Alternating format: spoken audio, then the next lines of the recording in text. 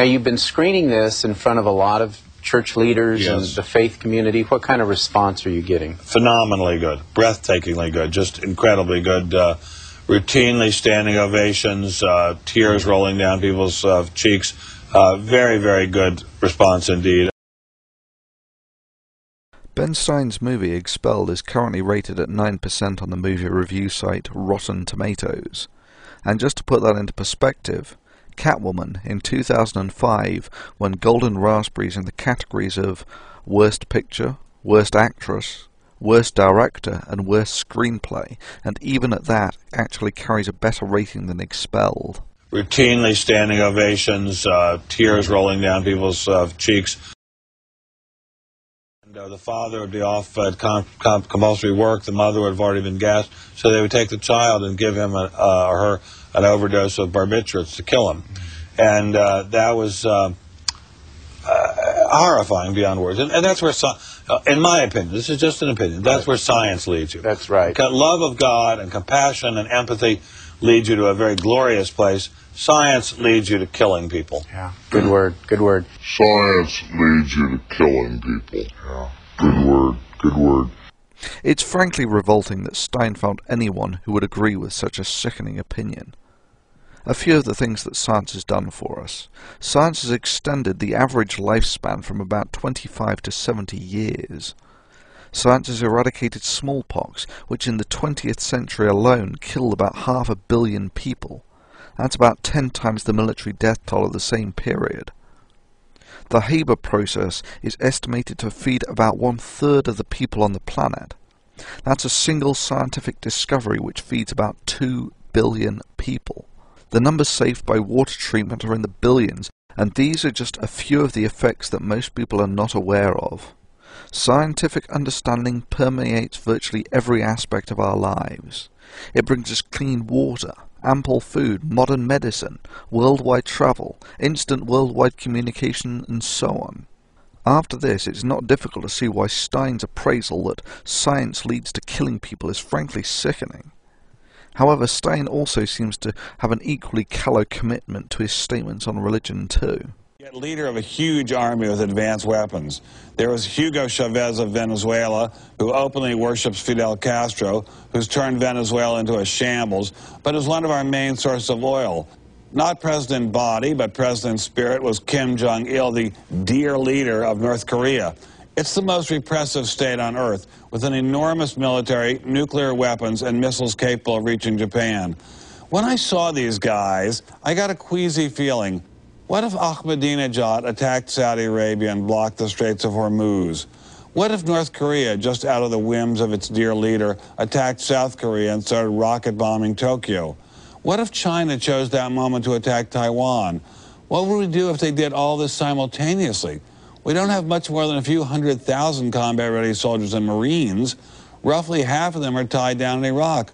We don't have anything like what we need to repel North Korea, help the Saudis repel Iran, and stop the Chinese from invading Taiwan all at once. The fact is, in our rich nation of 300 million, we can barely field a military force that can fight one fairly small guerrilla war, let alone protect the world from dangers like Ahmadinejad and the dear leader of North Korea. The dangerous truth is we are a naked, vulnerable superpower unless we went to the nuclear option immediately, an obviously terrifying outcome for everyone. We've let this nation's military shrivel and get ground down to a nub while we've cut taxes and created a huge deficit and high prosperity. This is terrifying stuff. Stein, you seem to have forgotten your earlier pious statements about the love of God and compassion and empathy leading you to a glorious place. This is a man fantasizing about a conflict that cannot happen as a selling point for expanding the US military budget from one that constitutes about half of the world's military spending to one capable of world conquest. Firstly, none of the conflicts of Stein's violent fantasies involve self-defense. They involve attacking other countries, foreign entanglements, and for some strange reason the presumption that the only conceivable resolution of his fantasies is the US declaring war on almost everyone. Naturally, in reality, the leash of globalization has meant that countries really do not have that much latitude on their actions. The soft power exercised by global trade and that includes the 95% of the people on Earth who are not American, is an effective and benign stabilizing influence.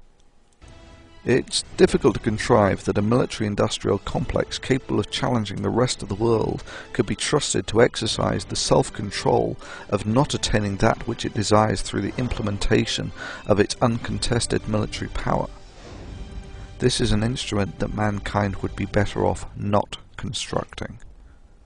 However, I am curious as to how Stein reconciles his violent fantasies about the US going to war with a significant portion of the rest of the world in self-defense, with his statements about love of God, compassion and empathy leading you to a glorious place, while science leads you to killing people. Very much in my heart. I've always questioned Darwinism, because Darwinism leads to social Darwinism, the belief that some races are superior to other races. Naturally, Stein has a very good point here, that populations declaring themselves better than everyone else by some divine order is unhealthy for civilizations. Unfortunately, Stein's religion involves the belief that he is a member of a divinely appointed race, of God's chosen people.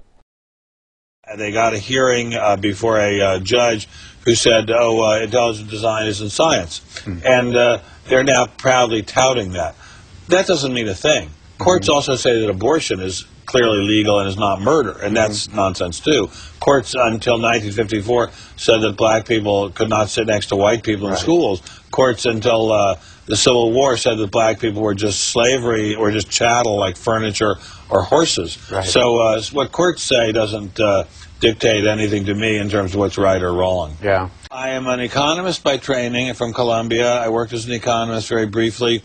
Then I went to Yale Law School, and then I was a trial lawyer for a while. So what courts say doesn't dictate anything to me in terms of what's right or wrong. For a man with a law degree, Stein seems to show a pretty contemptuous regard for the rule of law and its necessity for a safe and stable civilization. Indeed, he seems to be flirting with the idea that you shouldn't obey laws if you don't like them. Jolly good for the spirit, I'm sure, but regrettably, if obeying the law becomes optional, then there is no rule of law. A civilization where there is no rule of law is called an anarchy. I am an economist by training from Columbia. I worked as an economist very briefly. Then I went to Yale Law School, and But this is kind of, you've put your finger on something very scary, which is that there are very few places where more nonsense is spoken than in universities. I mean, universities, which are supposed to be the residual fortress of knowledge and sense, are the residual fortress of nonsense. You know, we've got only a couple minutes left. You've got the floor. Why should people, just talk to the audience there, why should they go see Expelled, No Intelligence Allowed? Because we'd like them to have a vision of mankind as being something other than specks of mud and specks of dirt hit by lightning. We'd like them to have a vision of mankind as having a divine origin. We'd like them to have a vision that they and their fellow human beings are in touch with the divine spirit and that they owe it to themselves. We can barely field a military force that can fight one fairly small guerrilla war to treat other people as if they were part of the divine. We don't have much more than a few 100,000 combat-ready soldiers and Marines, and they owe it to themselves to respect themselves and their bodies. The dangerous truth is we are a naked, vulnerable superpower, as if they were a part of the divine, and to know that they are in touch with the divine spirit in the universe, and gives them hope. Unless we went to the nuclear option immediately, an obviously terrifying outcome for everyone. Good. Good word. You might be a rabbi or a preacher someday. That was good. Thank you very much. You just add it to your list there. Praise from Caesar is praise indeed. Thank you very much. Ben Stein.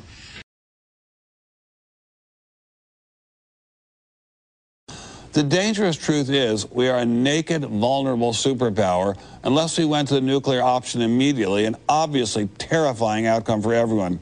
We've let this nation's military shrivel and get ground down to a nub.